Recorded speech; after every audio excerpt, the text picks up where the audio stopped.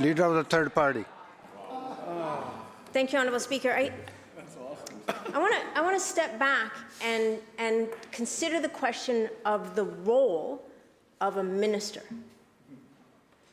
And really, the minister in a government, just like all of us, are there to represent the public and the public interest. And so we are looking at a situation with MNP and the way that these grants were being adjudicated, and an apparent 20% success fee being attached to helping out with that grant writing. And it raises a lot of questions about who's protecting the public interest and the public purse. MNP received almost $10 million in government transfers last year. Ministers are responsible, Honourable Speaker. Their job is to ensure that the funds entrusted to their ministry, public money, are spent fairly, transparently, and can withstand all scrutiny. My question is to the Minister of Energy, Mines, Low Carbon Innovation. Given the responsibilities of a minister, was she aware of grant award processes within her portfolio responsibilities? Minister of Energy and Mines. Thank you, Mr. Speaker, and thank you to the member opposite for the question.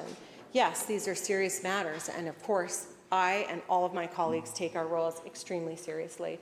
And we have a responsibility, everyone in this House has a responsibility, and we see that function playing out today about ensuring that the public interest is met, ensuring that applicants are treated fairly.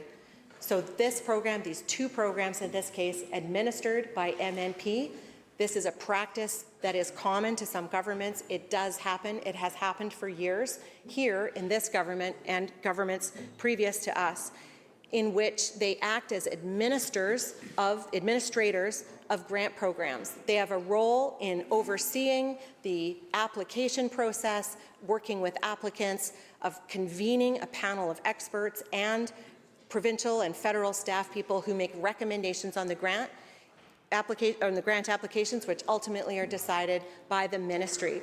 Mr. Speaker, these are common practices. We take them very seriously.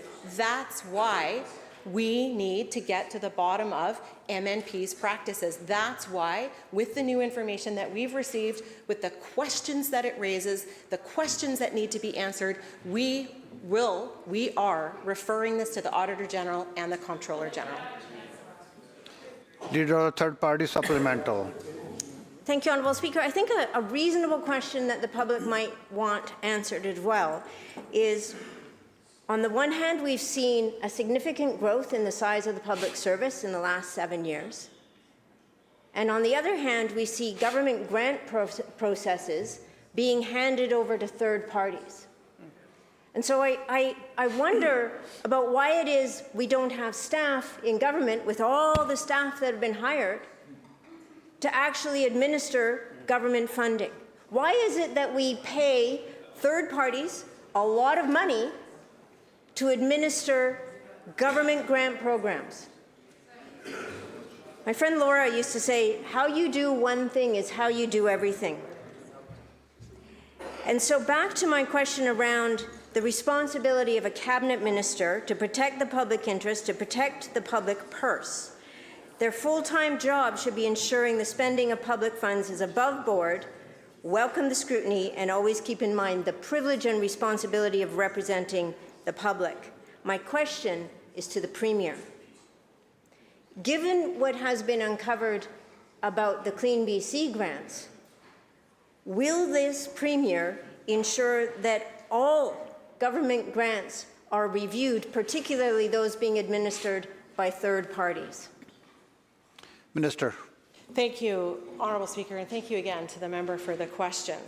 As I explained, there are times when governments will use the services of a third-party administrator to help in the administration of a grant program, as is the case with the ARC program and the CIVIC program. It is more efficient sometimes at a time when there isn't capacity inside government to use these kinds of services.